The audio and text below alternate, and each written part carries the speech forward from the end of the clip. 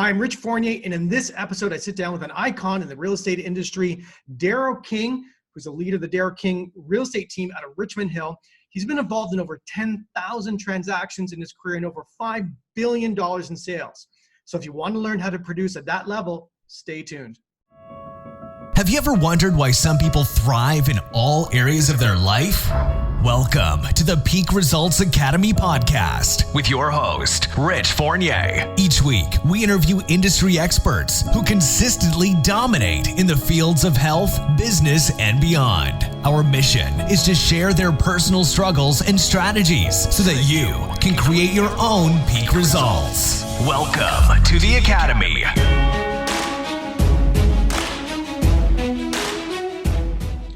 Well, hello, everyone. Richard Fournier here from Peak Results Academy podcast. And today I am so excited to be bringing you someone who's literally an icon in the business of real estate. He's been around a very, very long time. He has a face that most people will recognize. He's done a fabulous job in the business of real estate, helping families. I'm going to share a number with you today. That is going to seem like a very large number, but it's just indicative of how many people he has served through the course of his career. This gentleman, his name is Daryl King, the Daryl King team. And I know he's based in Richmond Hill, Ontario, where his main office is. Welcome to the podcast, Daryl.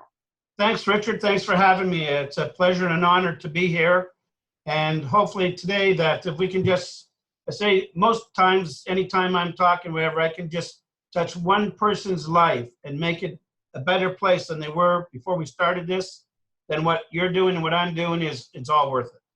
You know, this podcast is about figuring out what creates a peak result in someone's life, whether it's in business, health, financially, spiritually, emotionally. And what I've noticed through this process of launching this podcast is there are common denominators. There's a theme to every successful person that I've interviewed.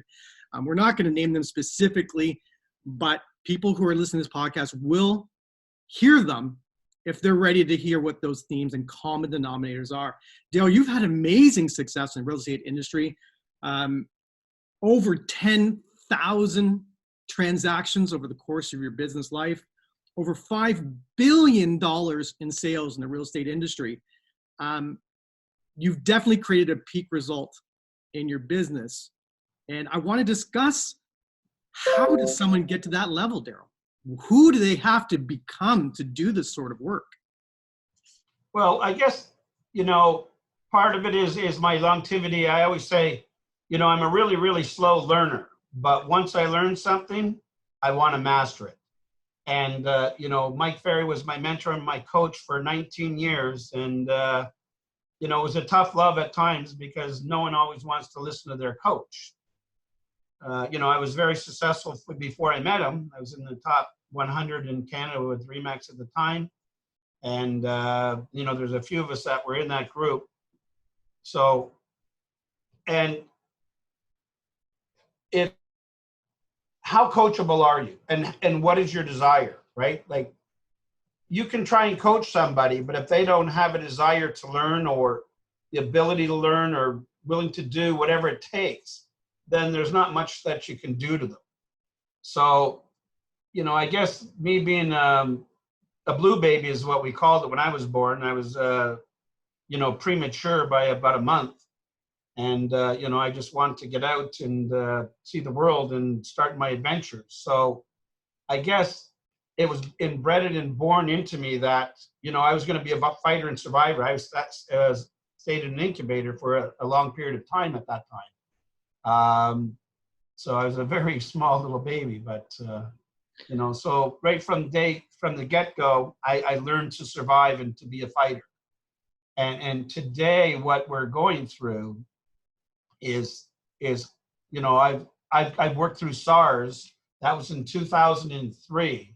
Now, was it to the magnitude of this? I would have to say no. This is beyond belief. Like, I don't think anybody could imagine this anytime, any place, anywhere. But I mean, the Bible says it. Other people have said sometime or another we're going to have something like this. So now it's learning, through my whole career that, I've made adjustments. I've never, no one builds a legacy by standing still. So the way we did things may not be the way we do things moving forward. So, And this is my conundrum, Daryl, because, when we launched this, the questions that I'm asking today are different than what I would have asked 4 weeks ago. And, sure. I want to know, and there's a lot of, agents, or even if they're not in the real estate industry, what did you have to do, over these years to create what you've created? I completely understand that whatever you did may not work in the future. Yeah. And that is a big challenge for me today interviewing you, because we don't know what will work in the future. But what I do know is that there are things that you've had to do over the course of your career. You've adjusted through the technology phase that we're currently in. And so if we can just touch a little bit about what you had to do from the beginning till now. And then we're going to talk about COVID and what you're thinking about what's next. So if we can touch on the beginning of your career, okay, that has created who you are today. Well, it was real simple. I always had a passion for real estate as a youngster, and the game has become very popular, Monopoly, right? So, I see in a lot of the social media posts and stuff, Monopoly has become a very big game again. And I remember we used to play with a lot of my friends and family and stuff like that. And, I was considered the Monopoly king. I always wanted to win. And it's not about, I played competitive sports my whole life and sports, and it's not about winning or losing. It's always being able to give your best each and every time that you have that opportunity. So, then I somehow ended up in, before my real estate career, I did a little bit of construction, thinking about electrical, but that really wasn't for me. And then I got into the medical field, and I thought, okay, we'll be a scientific and research doctor. And, that would have been really something for me. I would have loved to have been in that challenge today to try and find out for some answers on cures or stuff like that. But it was too corporate, too many, like I wasn't a people doctor, would have been a research, and, you got grants, and it's so structured, and you had to just follow these guidelines and stuff, and sometimes you'd be out of the guidelines and not a good thing. So, I left a decent paying job at that time, and I went into real estate, and that was like almost 35 years ago. And to be honest, I've never, ever looked back. I mean, in the first year, I think it was 6-7 months, I sold 26 homes. Now, interest rates were 21% then. Wow. So I made the top 100 in the country in the very first years in the business, and the number one agent in the office. Wow. So that's basically, being creative. The one thing I could always do is be able to think out of the box. And it's something I didn't really realize, thinking out of the box, but I just thought differently than most people. And sometimes you think you're an oddball. I was always a leader in my whole life, in, our group of friends and socials and stuff like that. So, being able to be creative and think of solutions and answers for problems was something that I always could manage to do. I was brought up, we were a simple family. There was my sister, Diane, my brother, Don, my mother and father, my late father, Charlie, and my mother, Shirley, who's still alive today. And, we grew up born in downtown Toronto, grew up in a simple little wartime home built probably in 1950, a bungalow, 1,200 square feet, 3-bedroom, 1 washroom. So we didn't come from money by any shape of the imagination. But what was instilled on me was hard work, right? That if you want something, you have to work to get it. So at a very young age, I worked. I shoveled driveways, I cut grass, I caddied. Actually, I had the largest newspaper route at that time for the Toronto Telegram, I think it was the paper. I remember I used to go to school. I went to St. Pascal's, and I used to go to school. After school, I used to have to walk up to Yonge Street, which my school was halfway between Bathurst and Yonge Street. I'd walk up to Yonge Street, get my papers, and I'd go all the way almost to Dufferin Street and then back up. So it was a very, very long route. And I remember in the winter time, I got, on the end of my fingers, I got frostbite. I used to cry some days. It was so painful that I used to literally cry because the pain was so hard. But I continued and did my route and delivered my papers. So, you know, that part of commitment of being able to work, because most people today just want to be the boss or be a success overnight. And guess what? Some people will be that. You know, I'm not an overnight success. It's taken me a long time and many years to build a plateau, and build a plateau. So, you know, when I started my career, did I believe that, you know, I would be an icon in the real estate business? No. I believed I would be good, you know. So we have limiting beliefs, and that's the biggest problem with most people. We have very limiting beliefs. There's like a ceiling here. Guess what? That ceiling is not high enough. You know, there is no limit to what anyone can accomplish. Even to what I accomplished today, I think really I should have doubled the business that I did, you know, because you have to learn from your mistakes. And if I learned from my mistakes earlier, then I could have even been much more successful than I was in my whole career. So, you know, learn from your mistakes. Don't keep making mistakes over and over and over again. Sit back. What did I do right? What did I do wrong? And what could I have done differently? These are 3 things that I asked myself every single day, right? It was like, okay, playback.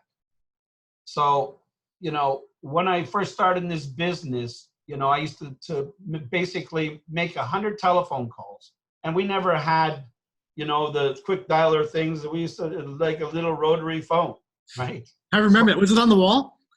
No, it was on the desk. And, you know, it was very painful.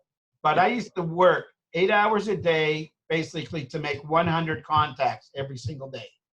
So, you know, some people couldn't spend an hour, 2 hours, or 3 hours to talk to 5 people. That was the only thing really at that time I knew how to do. Maybe pick up a telephone book, you know, call the names or call the street, whatever the case might be. And sometimes I'd call people at 10 o'clock at night. And some would get mad and some would say, man, you're unbelievable that you're working, right? So, you know, my belief is I used to have to get to 99 no's at that time to just get to that one yes. So it didn't matter. You said no, I just go, yes, I'm getting closer and getting closer. So that was my mindset because I didn't know any better. I didn't have, you know, I always had sales skills because I was always playing cards, doing marbles. I know we were always doing little bets and games of everything my whole life. That was just how I was brought up and believed in. So it was just a natural thing. I'm just, you know, they say if someone's a natural, I'm a natural. But even natural, Wayne Gretzky was a natural. But did he practice his skills every single day? 200%. He'd be the first on the rink. He'd be the last off the rink. So, you know, in the office, I'd be the first one in and the last one out. So, you know, I probably put in more hours than most people. Maybe more people put more hours in, but they weren't as committed or focused or whatever. So, you know, I just worked through and did what I knew at that time, and I was successful. So did you have a database? Like your day was spent prospecting over the phone? Strangers. Cold, complete cold. Yes, complete cold. And did you have a system? Like, was it a file card system? You knew who you were? It was a telephone book, a big telephone book, basically. Right, you just crossed them off as you went along? That was it. Yeah. Pretty much a telephone book, right? Just get through there and just call through the whole telephone book, right? Just start from your A's and go to your B's and go to your C's, right? My job was to talk to 100 people.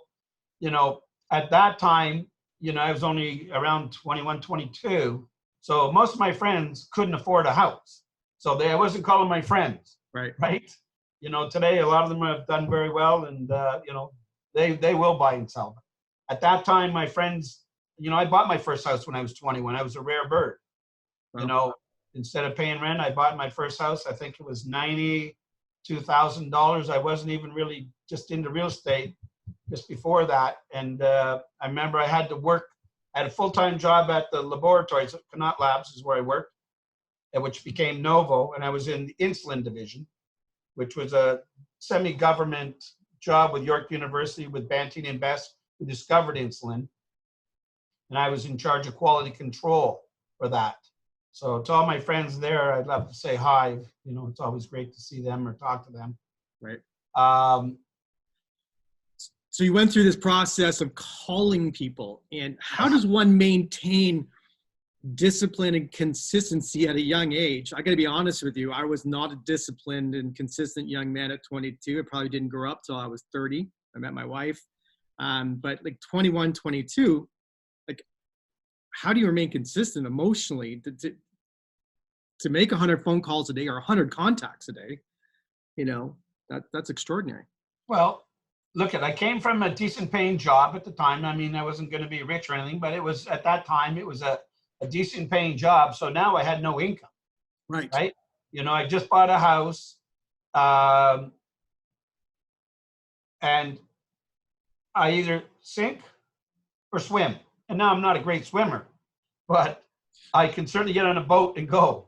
So listen, I was, as far as, you know, party and whatever, I was the biggest party animal. I loved to party. I mean, I was full of life. I just enjoyed life to its fullest.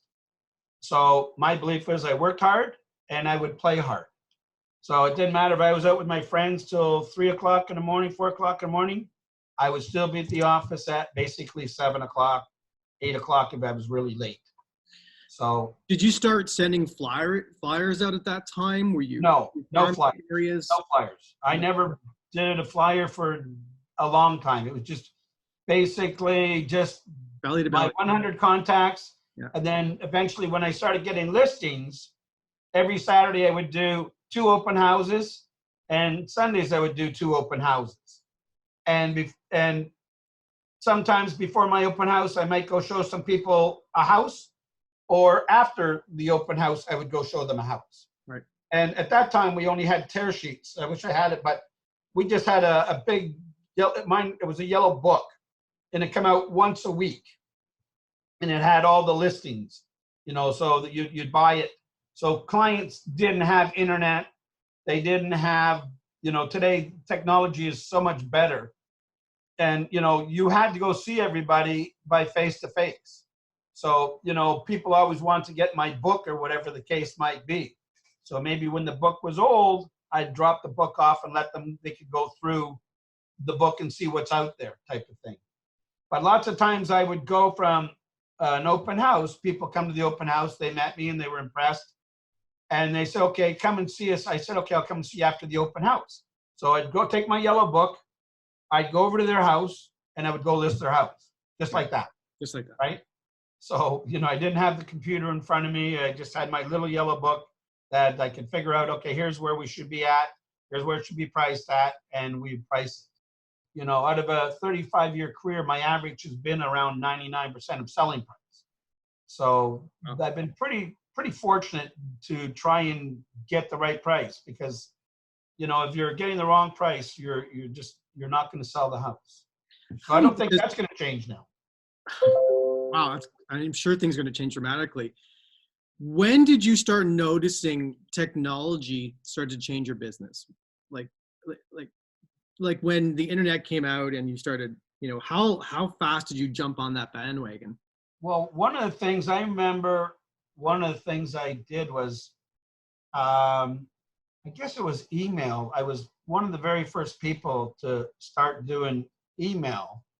And everybody said, you can't do that. You can't do that. And it was just like, yeah, we can. Why do we have to go back and forth? And, you know, because all the offers, I remember many times doing an offer, 5 o'clock in the morning, you know, the clients are tired, you're tired, the other people are tired. I mean, so many times we worked very, very late. Got crazy hair here. But we worked very, very late, many nights doing offers. And sometimes the offers could take 6, 7, 8 hours, because it was back and forth. You have to drive back and forth and meet the agent and then go back to their place. I mean, yeah, because everything was face to face and you had to sign off and everything. So I remember when I'm trying to think, it was probably in in the 90s, I think, at that time, that, I started to do emails, and everybody said, no, you can't do that. I said, guys, this is the way we're going to do it. So I used to have to get my clients to sign then that saying they only want to do it by email, right? So yeah, I would say I was one of the very first. I wouldn't maybe not say the first, but I would say I was one of the very first to start using email as opposed to face-to-face all the time. So that was my first part of really technology. And I mean, obviously the computer over the years, and I can't, say when the computer, but the computer's been the greatest thing, because instead of that little yellow book that you had to depend on, the computer made your life so much easier that you could get so much more information and stuff like that. So, Daryl, some people say that, realtor.ca, realtor.com, Zillow, Trulio, that we should never have allowed that public display. We should have kept it more closed. And how do you feel about that? I disagree. Listen, people are going to buying a home or investment, whatever it is probably one of their biggest decisions that they're going to make in their life. As far as investment, it probably is their personal biggest investment. So for them to be informed, I mean, I don't know why we would fight that, right? It makes no sense to me. Listen, there's always going to be a place for realtors because there's still negotiations. There's still being able to price correctly. Sure, I can give them a quick little thing, but there's so much more that a realtor brings to the table for everybody. And I believe that people should have the information. It's only fair to them. I mean, I tell you, okay, here's 2 houses. I want you to buy 1 house, right? I can't make that decision for you. Buyers can't even make their decision after they've seen 30 and 40 houses sometimes. Right. So, never mind seeing 4 or 5. So one is you need to really, really qualify them a lot. I would ask you, Richard, what is important to you? That's the most important thing, is what is important to you and your wife, because what you want and what your wife want are probably 2 different things. So it's trying to find a happy medium within a price range that fits your needs, fits her needs. And, you might want a bigger garage. You might need a bigger family room or a basement for the man cave or whatever. She wants the kitchen and a bathroom. So everybody has different needs, schooling needs, So we still have a lot of work to do. And I think in the future, we're still going to have a lot of work to do. Now, we talk about technology. I mean, technology is changed. It's hard to believe the things that are just happening. I guess we'll talk about this later about, communication. Like right now, we're doing this video broadcast, right? This is how I meet most of my clients. Pardon me? This is how I communicate before I meet with my clients. Yeah, it's a Hey, great. how are you? Before we meet, just want to get to know you a little bit more. Here I am. Yeah. Saves a lot of time. So, who wants, on your phone, you have FaceTime. Now, a lot of people don't use FaceTime because they're not prepared to see somebody, but who would have ever thought, look at me, I started, that's how long I've been in this. I'm a dinosaur, right? Thinking that, with a rotary phone, and then the technology on the phones become more thing. My first cell phone was about this big. Right, the big, thick ones. It's like one of them big construction ones. I think it cost me about $3,500 back at the time, which $3,500 is like $10,000 today. It's like one of them things you see in a construction zone, you talk on it. And then Motorola, I remember Motorola came out with the first mobile phone that I can remember. Now, maybe there might have been other companies, but it was Motorola. And it was 3 gigs or whatever. And I had that in my car. And that thing was, the clarity on that phone was so unbelievable. I could just be on my phone like a handheld phone. It was just stuck in the middle console there, and you pick it up and you dial it and you talk on it. And the clarity was unbelievable. So that was, that big clunker they used to carry around was so, but the mobile phone in the car was so much more stronger, so much better. So you think of where our phones have come from. This little phone right here has more technology and more power than the space shuttle that went to the moon. I've heard the analogy, yeah. Right? So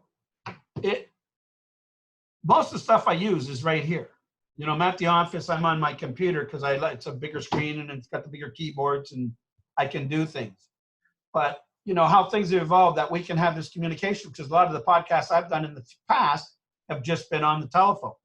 So yeah, we chose to go this way because, you know, there's the podcast audio portion that we'll pull out of the video, but I don't watch TV, so I will watch this myself at home. So we thought it was a great medium for people to see you, to feel you, send it to your clients so they get to know you in a different way.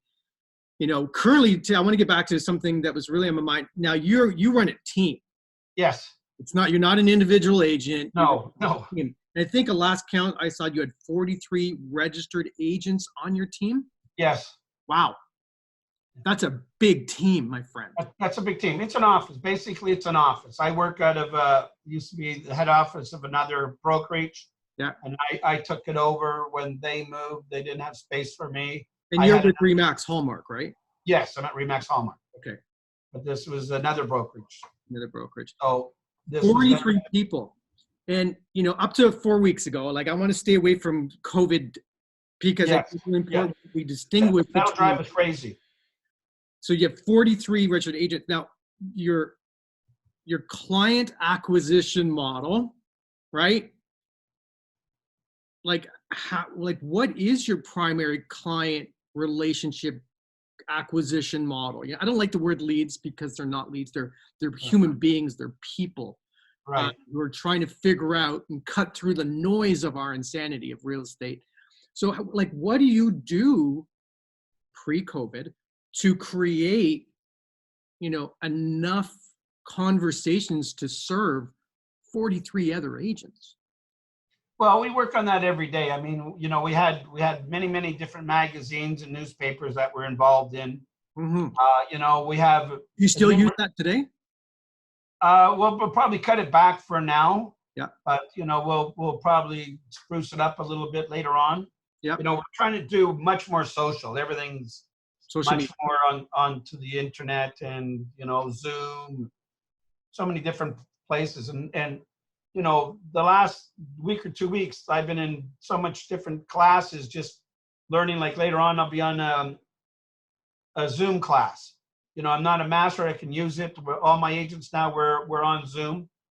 So, you know, these are things that are forcing you to come out of it because, you know, we've got to be isolated. So none of the agents are allowed to come to the office right now. So they got to work at home. So how do you, do you cultivate a database of relationships? Is there CRM systems? And yeah, we have, you know, different CRM systems. We have, you know, lead generation companies that we use.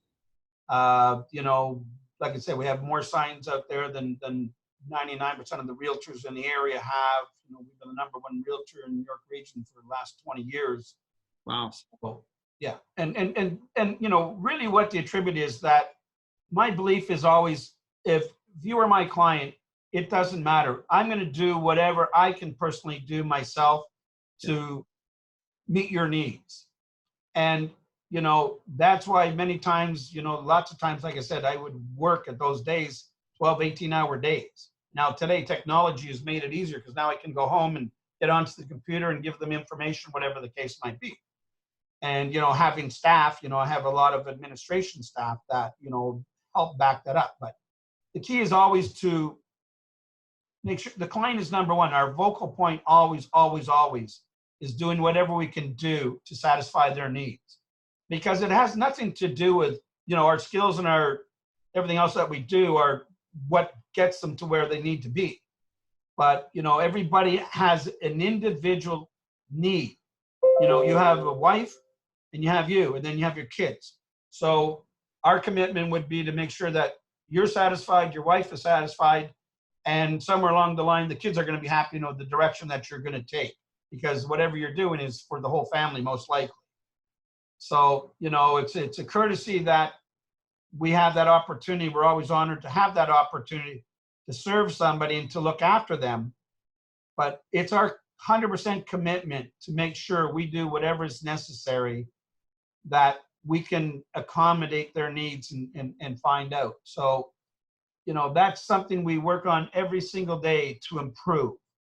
So, they can call us, they can email, whatever way they want to be gotten a hold of, we're going to get a hold of them that way.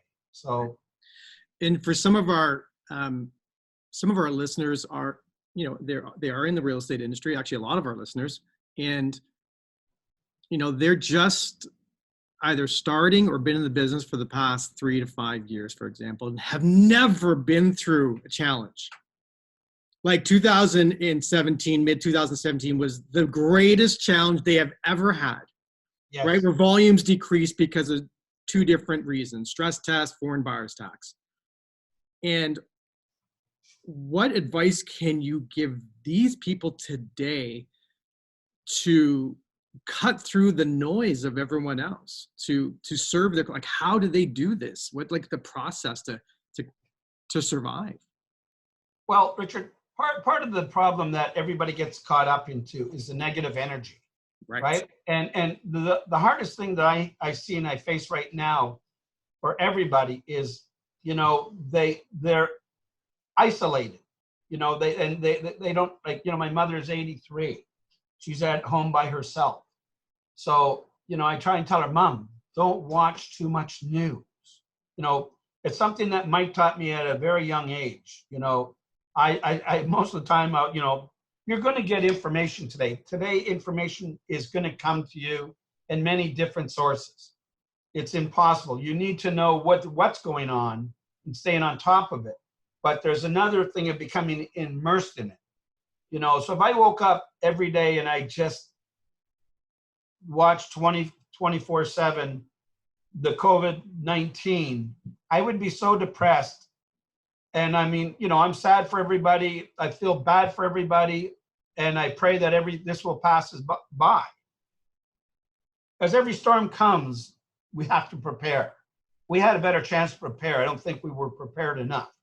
Nonetheless, I think the governments right now are doing, all of them, that they're doing their best in this situation and they're doing a good job. So I say thank you to that. So now, as individuals, we all have to do our part to make it a better place.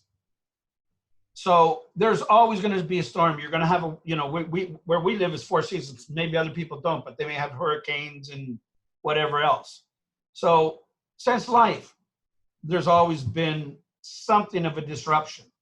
The key is not to live in the disruption 24/7, because it's your mindset that keeps you above the water. And that's one thing that Mike taught me. Mike, and I would have to thank him that he taught me I always had a strong mindset, and I always, everybody was going this way, I may go that way. That's just who I was. But he taught me to strengthen my mindset. And today, more than ever, we need to really strengthen our mindsets, and that's why I feel bad for a lot of people that are in lockdown and stuff, because they're just listening to stuff that there's not a lot of great news. So if you watch in my social, my Facebook and stuff, I'll normally try and put a joke out there just to lighten everybody up. I try and put some inspiring stuff every single day, and that's what I do with my team. Every single day, I'm looking for something positive and sharing all the positives. So instead of focusing every minute on the negatives, because that's how the news is created, is focusing on the bad and the negative, I focus on the complete opposite. So I've worked on that immensely for my entire life. Now, do I watch a little bit of the news? Yes, I want to know what's going on, but I limit it. If I'm home alone, maybe I'm going to watch max a half an hour of this stuff all day. I don't want to watch anymore because it's just too heartbreaking. Now, as I always tell everybody, stay calm, stay positive, stay healthy, stay strong, right? And, I talked to my doctor this morning. We're supposed to do a checkup. So we're going to do a video, but unfortunately I was in my car at the time, so we didn't do a video. And, he's just making sure that, I'm eating healthy, that I'm exercising. He said, where we'll look, I asked him how he is. He said, we all got all our protective gear and that, and we're doing a lot of this now. he wanted to do a Zoom with me, but because I'm in the car, I couldn't do it in the car. I was driving. So, there's going to be challenges, Richard, every single day. And, some people are just going to sit on the couch and wait for the storm to pass. And that's always been the way. And then there's others that are going to rise, and they're just going to go. And when this thing breaks, they've created a whole new strategy and a whole new plan to move forward. So, I've got a couple different mastermind groups, and, we talked last week, they talked 3 times. We'll be talking Wednesday, but they're on the phone. It's like nonstop, right? So what can we do to change? What can we do to make things better? And the key is, always find out, can we help anybody? I was out delivering some groceries to people and some toilet paper and different things. It's harder to get now because I'm not trying to go to any of the stores myself as much as possible. But, we were trying to deliver. So if I go to a grocery store, I'll call up certain people. What do you need? What do you need? What do you need? Right? And I'll grab more of it and try and share it, whatever the case might be. So it's my belief that it's, this is going to sound a little more. My belief is that we're actually going to come out of this or we're not. So, right? Like it's one or the other. When I was in the investment world, 2008, I was in front of my screen on the first crash, 800 points that day. And our clients were calling and it was, listen, it's either the market's going to bounce back or it's not ever. It's over. So there's 2 ways to operate in that environment. And I liken that to today. There's 2 ways to operate. My belief is that we are going to get through this. And my belief is that the people that are committed to being the best version of themselves, committed to being extraordinary for their clients and their families today, are going to have extraordinary results in the future. That's my belief. And the question is, though, for agents, and I've seen this on some of the forums, how do they operate in this environment to serve clients when they can't show them properties? What is that? Like, what do we do to show that it's not just about the money, it's about serving people? And this is where, I think there's a chasm within the industry. I see some agents, shutting down. You're not allowed to talk about real estate at all. This is going to be a little bit controversial, by the way. You're not allowed to talk about real estate right now. Why not? I had a call the other day where someone was in dire need to sell. They're in trouble. Right? So why can't I talk about that? Right? So I know there's got to be a balance, but how are you going to navigate this next stage? Well, I did a video last week. It was about a 5-minute video, a little long, but and it was basically talking about the results from last March 2019 to March 26, I think it was. In most areas, we were ahead. Right? Prices have gone up, more sales. So, April is going to be a really telltale month because, even in March, the showings were down 50%. Right now, we're not allowing showings. Right. Clients don't really want showings. So everything's going to be virtual 3Ds and many other different things. But, there's always going to be someone has to sell. Listen, some people bought new houses and now these houses are not going to be completed maybe. So they've already sold their house. They need to find another house. Right. People are still going through divorces. People are passing away. No matter what time it is, and that's why the government made real estate an essential thing that we can still work. Now, I'm not going to go around and go banging on doors or doing any of that stuff right now. Right. Because that's not cool. No, that is so uncool. And I'm not going to be doing any open houses. I seen someone doing an open house. I seen the sign. And I just said, stupid, right? Stupid, yeah. Stop that. Yes. We all need to stop that. So, we need to make sure that we're going to be in a safe environment. We're going to look after our customers, our consumers, because they need us. Like I have one, and it's a very, very tough situation. Like it just, she died. Now, not from COVID-19, but she was away in Cuba and she died. The closing's coming up. So she's got 2 daughters. So we're going through this right now on how we're going to manage this to happen, that, you know, the lawyer wants to make it a longer period of time. So because it's got to go through probate. So, you know, the people want the house now. So we'll figure that out. So there's always going to be challenges every single day. And that could have been today, that could be tomorrow, no matter what. It's learning to overcome the challenges. You know, no one builds a legacy by standing still. And people need our help more than ever right now. Like, if they need your help, this is when they need it. So we have to find ways that we can help them out. You know, I'm not out there trying to go drum up new business. If someone needs us, by all means, feel free to call us anytime. Whether you're a realtor, whether you're a buyer, a seller, investor, call us. We'll help you. Are we going to be running around possibly showing you homes and stuff like that? Probably not. But we'll do whatever is necessary to get you all the information. So, you know, I'm working every day. You know, I'm not laying on my couch. And I'm here to help whoever I can help. You know, we're working on an offer. The people are coming from Hawaii.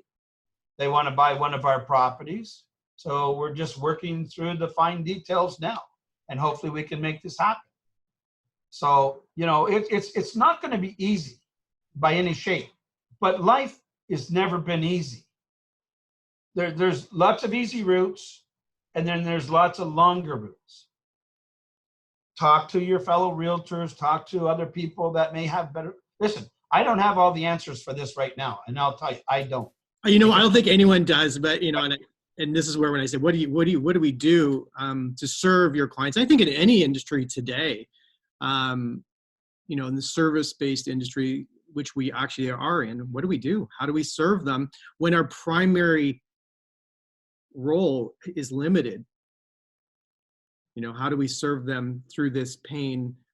And that's where I think a lot of us have to start thinking outside the box. Yes, and that's what we're every day.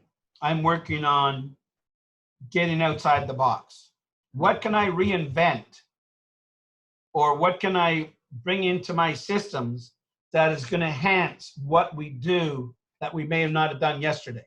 You know, doing this Zoom thing right now, I friggin' love it. I think it's probably, you know, we've always had BombBomb for a while and stuff. The Zoom is very, very easy. Is this what we're on now, Zoom? We are in Zoom. It's a very strong platform. You know, it's stronger than, you know, I FaceTime my in-laws live in Panama, and so we get on Zoom, and it's a stable connection. You know, you've had to have a very strong mindset, Daryl, for the course of your life.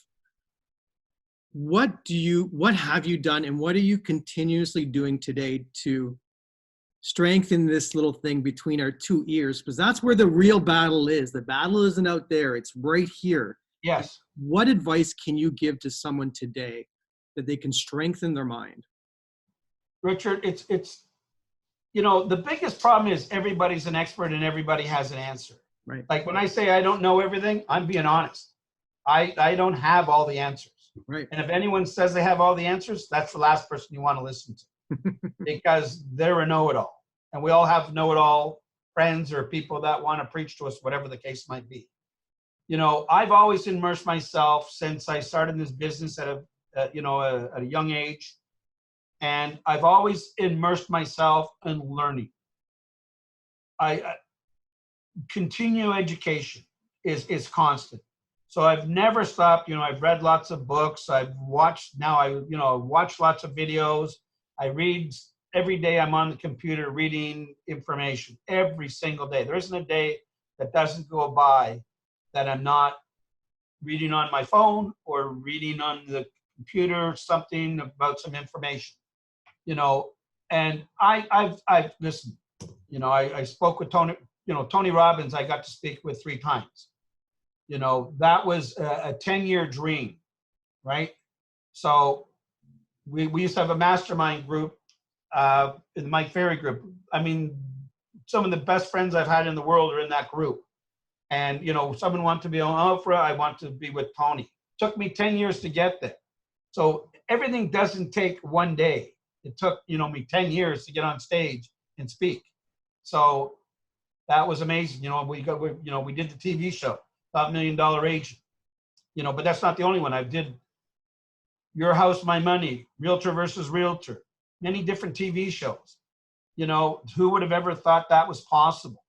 So again, it's your limiting belief and what you learn. So if I'm going to ask a question,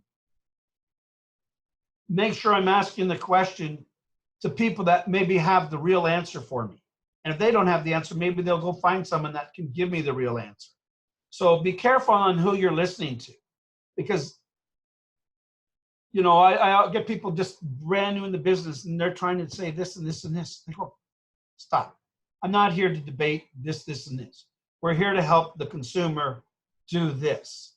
It's not about your ego, because obviously you don't even know who you're dealing with. I've sold a lot of properties and I don't want to get into that. It's not about me. It's about, your guys want to buy my client's house. Let's work this out. So, it's not to be in confrontation, not to be judgmental. Everybody is going through their own struggles every single day, and we don't know what struggles they're going through. So just always respect people. Like I said, I've gone and seen all this. I haven't gone and seen all the speakers because there's other speakers, but I've gone and spent a lot of money traveling, going to seminars, mastermind groups, always, every day, learning, and learning off people that know a lot more than I do. So that's the key, that, by you doing this to all these people, hopefully we'll bring something out in somebody. The video I did last week, it was a more of a personal and just thanking people. I no sooner finished doing the video and someone called me up, and I've been trying to reach out to them because I know that person had some struggles and stuff. And they said, unbelievable. You just, I read your posts and that, but I just wanted to thank you personally. So always, listen, my father always taught me, we have the royal treatment, and that's always being able to treat people like family. So learn, treat people with respect, be loyal, be honest, try and help them out, try and make a difference. What's the difference that I can leave, right? So I always believe if I walked in sand, I'm going to leave a footprint and it's going to be there, right? Not the water's just going to come wash it away. So is there a book that you would recommend someone can read to help them with, that journey in their mind to keep them strong? There's so many books. I think one of my Think and Grow Rich by Napoleon Hill, to me, is still one of my all-time favorite books. But there is so many great books out there. It's endless, today. When I started in training, there was, Mike Ferry, Floyd Wickman, I'm trying to think of the other guy. He's not.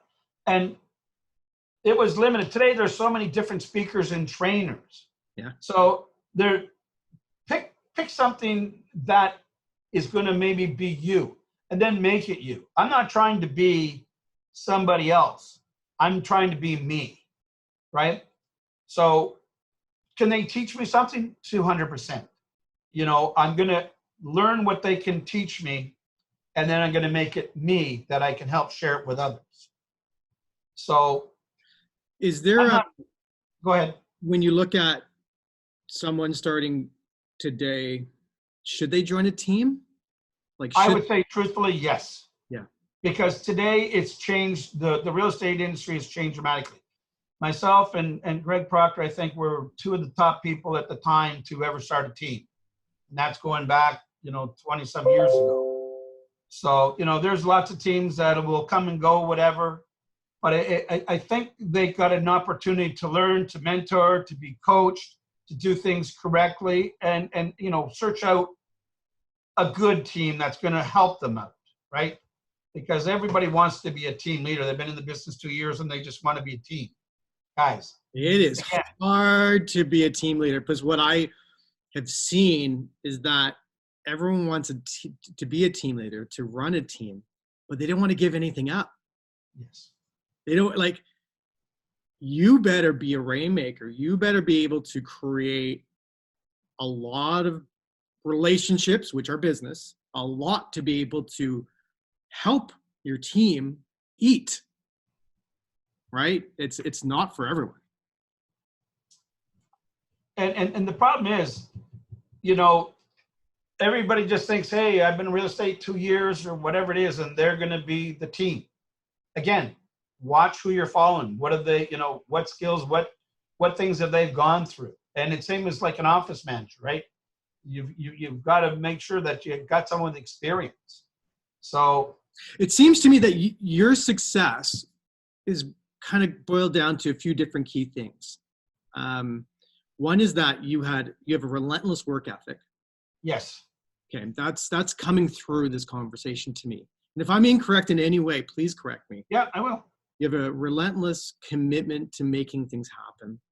Yes. Secondly, you're coachable, meaning that you've reached out to other people to ask advice, but then you actually followed their advice. Fair? 200%. Listen, if you go to a doctor and he tells you certain things, and if you don't listen, it's not the doctor's fault. It's your fault because you wouldn't listen. So I spend an awful lot of money. You know, I just spent $10,000 US just in October, whatever, to go listen to a gentleman in San Diego. Everybody says, oh, you're going to San Diego for a party, whatever. But it was an expensive party, if that's what you want to call it, right? I could have taken a beautiful holiday. You know, just to have better systems and a better mindset. Right. And it wasn't in real estate, it was outside of real estate. Right. So a lot of times you've got to search outside of your industry to get other answers, because if you always did what you always did, you're only going to get what you always got. And as time changes, then you're going to get less of that. So if you're not continually learning, you're dying. I mean, it's just, and right now, obviously, as we know, that a lot of things are going to change. So if I'm not changing with the times, then we're going to move backwards. And so you got to be willing to pay the price, and you got to be willing to make that commitment, and you got to be willing to be coachable. And the biggest problem with most people, Richard, is our egos get in our way. Our egos, and especially men. Women are much better at this than men, because women don't so much get their egos in the way. They're always been more caring and better listeners than men, for the most part. I agree with that. So the other thing is we have 2 ears and 1 mouth. So we need to listen more and to talk less. Maybe ask more questions. What's important to you, right? So, you know, because it's not about me. It's not about my team. It's about how we can help you and your family to do whatever. And even just not just in real estate. I'm always trying to help people in all walks of life, in all nationalities, that if I can just inspire or help one of them out, I've done a good deed for that day. And karmas will always be like that. Always look to be able to care and help people. Like I have a heart. If anyone that really knows me, they know I have the biggest heart. You know, they might think, yeah, big business guy. Just no, I have a big heart. And, you know, sometimes you might not take it, but sometimes you can't take it personal. Yeah, does it hurt you sometimes? Yes. But you have to lift yourself up from that. And that's their ignorance or their whatever it may be. That's their judgment.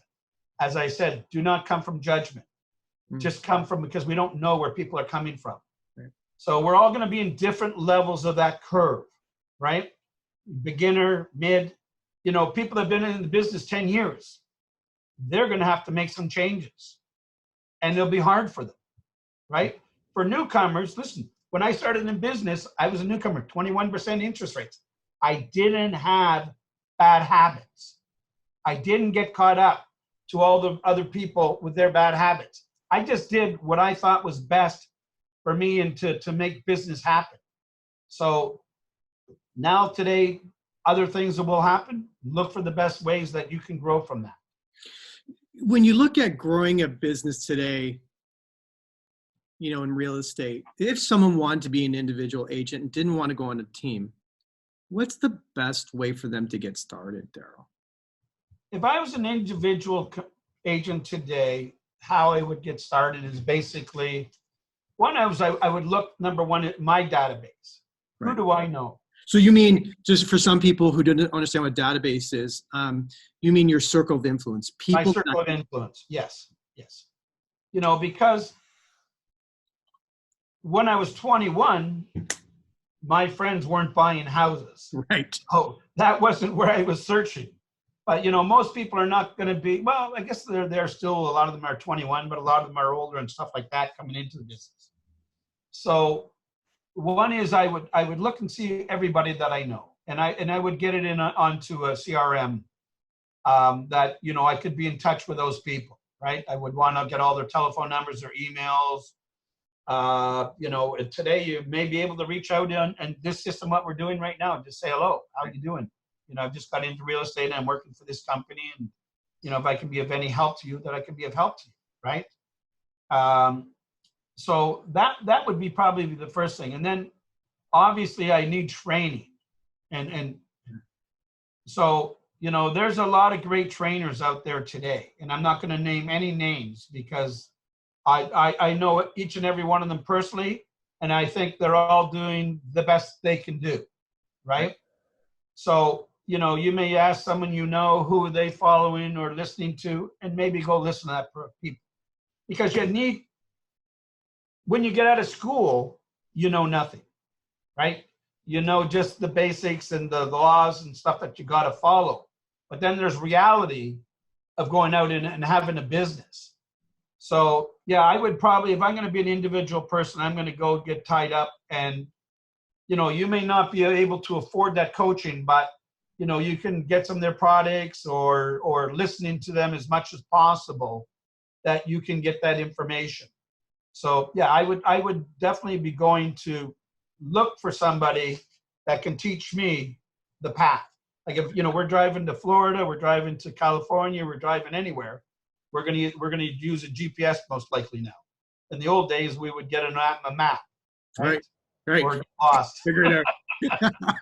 Figure it out. You know, it's funny, like, there's so much training out there today. And so I'm going to boil that down. You know, look at your database, create a database. This business is about communicating and touching our circle of influence continuously and providing as much value as we possibly can to help people cut through the noise, right? And that's what you do.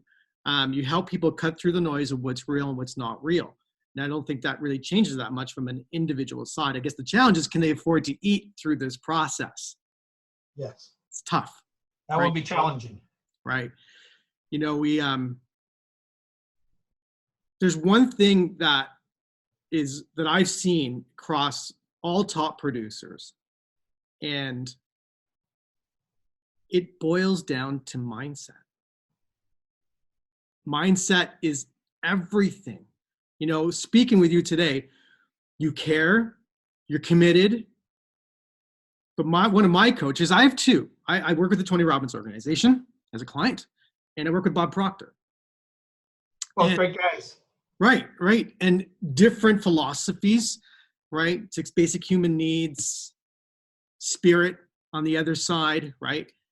But mindset is the most important.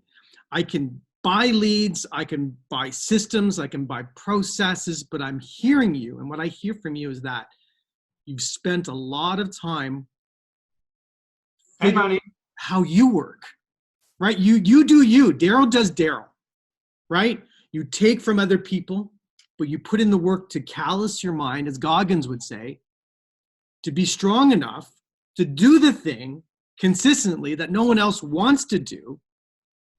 But people don't hear this. They don't believe it. They don't believe that it's here, it's the mind, and that what I do every day is expressed because of what's in my mind. What you do every day, the expression of your thoughts, is because what you've created in your mind. You've created a vision of something, right? Your vision was to speak with Tony Robbins. You created that from thin air. But it's the mind that created that, your heart, not the systems, tools, and processes, right? If you can dream it, you can do it. one of my mentors used to be Michael Vance, who was Walt Disney's right-hand person. Okay. Michael Vance he was Mike Ferry. Mike Ferry introduced me to him, but that was one of his mentors also.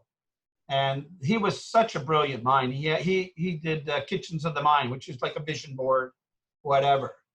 So, Sci Seminars talks about the workshop. You ever done any of their work? It's the workshop in the mind. It's where it's created.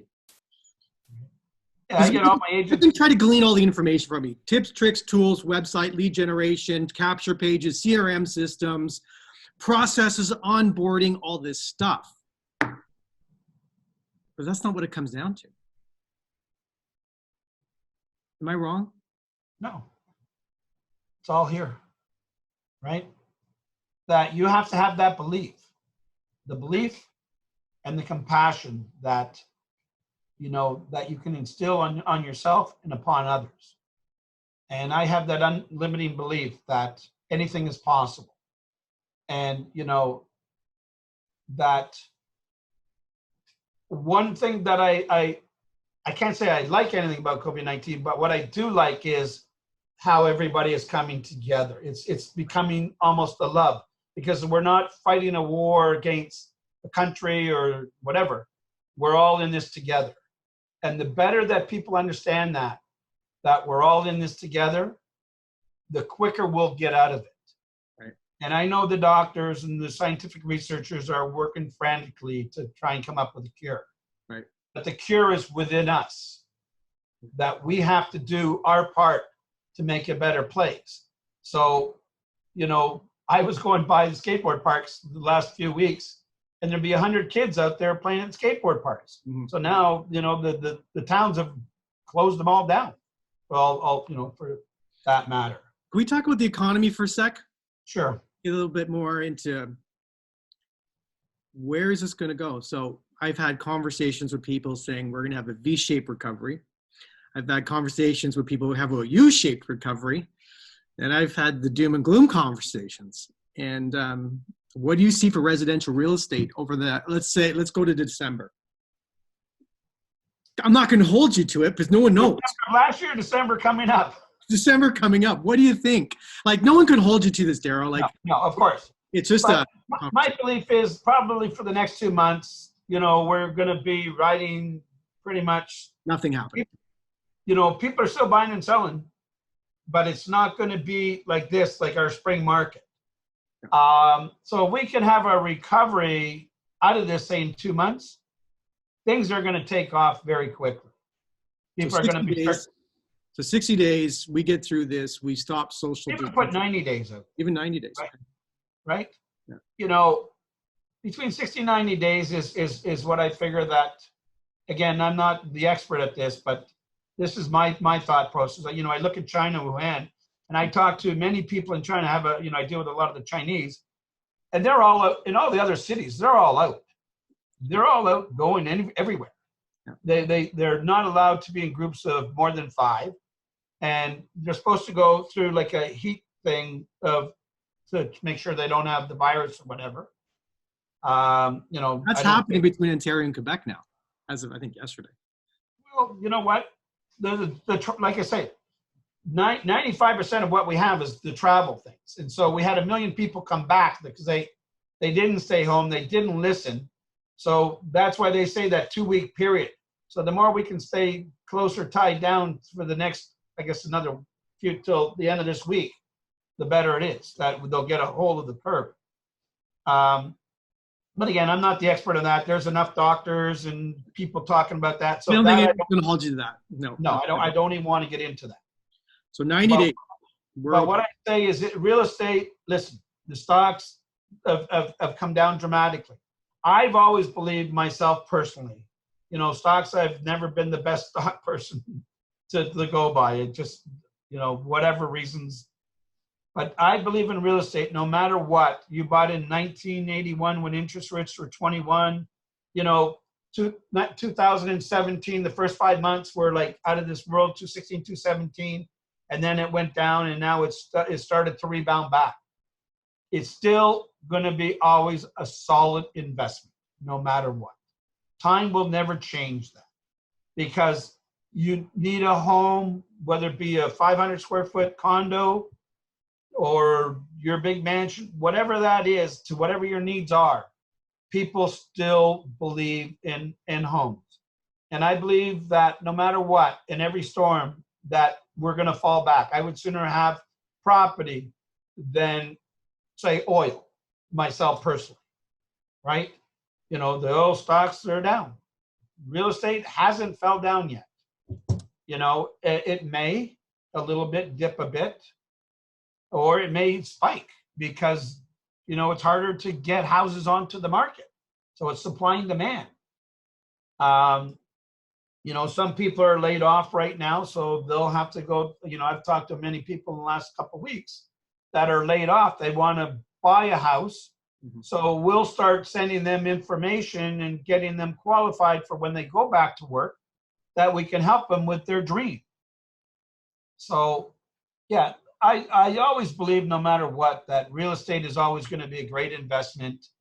You know, look at that. We were going too fast, too hard in 16, 17, and then it came down. And you know, right now, for the next 69 days, it's probably going to be more flat line. There's still multiple offers out there because, again, it's supply and demand. People still want to buy. You know, the investors are starting to come out again. That, you know, interest rates are low. They've eased off on the stress rules. So they figure it's a good opportunity to buy some properties. So, you know, our job is to accommodate whether you're buying or selling or investing, or you have to lease them.